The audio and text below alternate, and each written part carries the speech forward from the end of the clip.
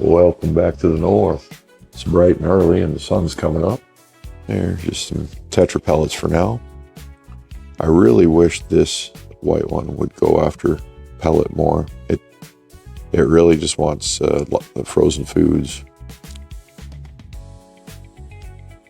But I keep introducing pellet and flake only and hope one day it's going to be hungry enough to just say screw it and start eating them. I think I just ate one there actually, but it's squeamish about it. Doesn't really want to. I put more than enough shrimp in this tank to keep it fat, so it's okay, but it needs the variety and it's got to change its mind on that. The rest of my inventory eats the whole menu, so we're good there. That one was just raised on live food, so that creates a fussy fish. Unfortunately, they get addicted to it. But they're like people, they got preferences too, right?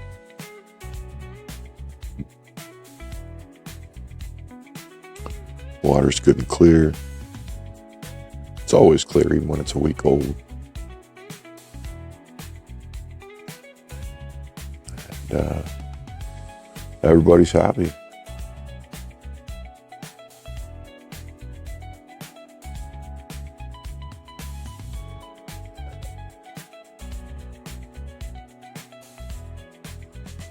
Couldn't do this in a swamp tank.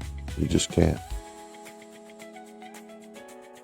Every fish has its own requirements, and you don't put Discus in a quote unquote Wallstead setup. You don't do that. There's going to be people that say you can. Sure, you can stick them in there. You think they're going to make it long term? Hell no. Might get a couple good months out of it, and then the fish will get sick and die. See, we keep our fish in glass boxes, and as much as it's as romantic as it is to think that you have a quote unquote natural aquarium, you don't have anything of the sort, and you never will. There's nothing natural about the equivalent of a shoebox. Even if it's 120 gallons, it's a frickin' shoebox compared to, it's not, a shoebox is vast comparison really, compared of when you put a fish tank beside a lake or a river, millions and billions of gallons of water versus 120. Nothing natural about it. So now we do use Mother Nature to clean our tanks with the biology and biological filtration is really, when it comes to water clarity, where it's at. But you're farming bacteria in that case, and you can't just farm any all bacteria. You can't just make an environment that's conducive to all bacteria, because there's too many harmful forms of bacteria that will get in your tank that just float around in your house and on your hands and in the fish food and so on. So we have to use technology,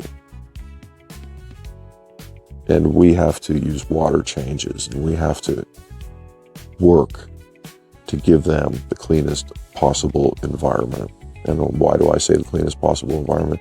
Because if you're like an Amazon River fish, you've got billions of gallons of water flowing past you every minute, just all day long. It's a fast flowing river, so there's no opportunity for anything to get stale. Maybe if you're often deep into a tributary, but the discus don't hang out there, and they stay where it's fresh and flowing, and that's why they never developed a robust immune system, say like an African lake cichlid, because they just had that environment throughout their evolution. So How do you emulate that? Well, you don't do it by filling your tank up with plants and thick substrate and allow just any old bacteria to grow in your tank. It's not going to work out. You have to control your bacteria growth. You have to farm the beneficial bacteria and kill the pathogenic bacteria. And we don't hear anyone talk about that too much, really, like the pathogenic side of it. They're just like, oh, cycle, biocycle. And it's, you can have free-floating bacteria in your tank and it will become part of your cycle because there's only so many resources for all the bacteria in your tank to eat, right? But if you allow free-floating bacteria to become part of your cycle, one, your water is going to start to look murky and cloudy all the time because it's part of your cycle. Two, the stuff that floats in your water column is unstable. It replicates very quickly. It has a very short life cycle. And the cycle of birth and death, it's just for free-floating bacteria, much of which will be pathogenic, not all. It's just the life cycle and the quick reproduction and the way that it blooms. That's why your water looks cloudy. It's because it's blooming. That causes crashes. That's what crashes tanks right there. Because you get a lot of microbiological death occurring. And you're seeing it in your cloudy ass water. How do you keep the right kind of bacteria and get rid of the wrong kind of bacteria? Well, you don't operate your tanks under this concept of a biotope as the swamp tankers would teach you. That is incorrect. I don't care what kind of fish you're keeping. Get away from that because it's a huge mistake. What you need to do is sterilize your water column and take the stuff out of the water column that feeds bacteria so that the free-floating bacteria population dies. And then I use additional, so, Purigen does a good job of that. Purigen takes a lot of the stuff out of the water that helps bacteria thrive. But it alone, not good enough. Not good enough. Then you run intense UVC. Okay, the UVC constantly working on the water is sterilizing or killing or both the free-floating pathogenic bacteria. And it dies and it doesn't get a chance to establish and it will never bloom and it will never make your water look cloudy if you use those two combination of things.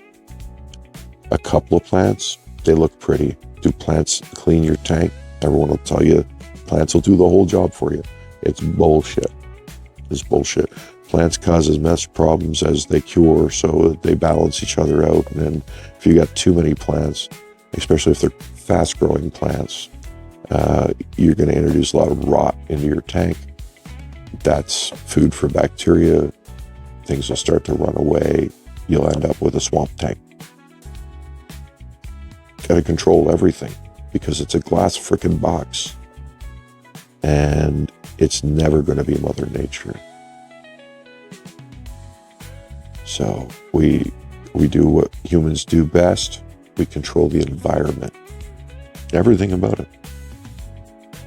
So now that I kill everything in my water column, the resources that bacteria eat and are still eating in my tank are only being eaten by beneficial bacteria because beneficial bacteria sticks to the surfaces. My UV is not going to have any impact on that whatsoever. Neither is my Purigen because it's on the surfaces. And it would have to get sucked through my filtration for Purigen to affect it. And it would have to get sucked through my UV setup for the UV to sterilize it. None of those two things happen to beneficial bacteria. So by removing the free-floating bacteria, all of the food resources in the tank, the bacteria-related food resources, are available to the beneficial bacteria that sticks to the surfaces alone. That means the beneficial bacteria population gets to be way higher than it would be otherwise if I wasn't controlling my free-floating bacteria, because the free-floating bacteria would be eating the beneficial bacteria's lunch, literally eating its lunch, outcompeting it, reducing the population of the beneficial bacteria, and trying to take over its job in the cycle. The difference is the beneficial bacteria has a long lifespan and a slow reproduction rate as a result. It takes 3 to 5 days for it to reproduce itself. So its very slow replacement pace is actually what makes it stable. And its very slow die-off rate is what makes it stable. And so you want that fast bacteria, and all the stuff in the water column, it reproduces in seconds and minutes instead of days. So you can see where the beneficial bacteria will lose the battle and you'll crash your tank every freaking time. It's just a matter of time. This is why I can have this many fish in the tank and do a once a week water change. I could probably do a once every 2 week water change. I just don't push it. I start to worry. But if I ended up laid in the hospital, this system will run for 2 weeks with light feedings. No problem. Without the setup I talked about, and without the bacterial control, I would have to change the water in this tank every single day. And I would still have trouble, and my water would still look like shit. So I don't know. But that's the code, that's the equation, and that's how it works. Thanks for watching. Over here in this breeding tank, let's see if they're still there. They should be. Yep. I laid these last night. Well, yesterday afternoon. They're hungry right now. They're asking me for food. So we got eggs. Do I think anything's going to come of them? Probably not. But we'll try again. This pair's they haven't figured out how to attach their babies. They need to do that. And then they're going to be fantastic. They're going to make real nice babies. Let's hope they figure it out this time, because they really want to. They just don't know what to do. Halfway wonder if I should stick a monitor up here with a video of 2 fish doing it right and see if they pick it up. I seriously have that idea, but I just don't know if they can see the damn monitor. Then it would be a waste of time. Here's the other pair. They haven't decided to make their move yet. I'll just keep protein boosting them. The weather's been a little cold too. So once the heat waves start to show up, I think we'll see more action. Here's our parrot tank. I haven't touched, no maintenance in weeks. You know, my evaporation is much slower now because it's summer. If it was winter, that'd be like below half for how long I've been running. Because the furnace just tends to suck the water out of the tanks for some reason. And that no longer runs. But yeah, look at it, eh? It's just gorgeous in there. All the fish totally healthy. I have no problems. The flower horn tank's waking up. Lights are just coming up for him. He's doing fantastic. He's just loving life. Keeping by himself now. He likes company, but he will get moody from time to time and start attacking shit. So he's living up to the flower horn name. Of course, if I kept him with just big, huge Oscars, I don't think it would be a problem. But that's fine. He's an adult now. We gotta treat him like flower horn. So he's got his own 65 gallon tall. Oops, a little dim in here. And that's a great tank for him. Look who's hungry. I just come around the corner and they're like, oh yes, it's the human.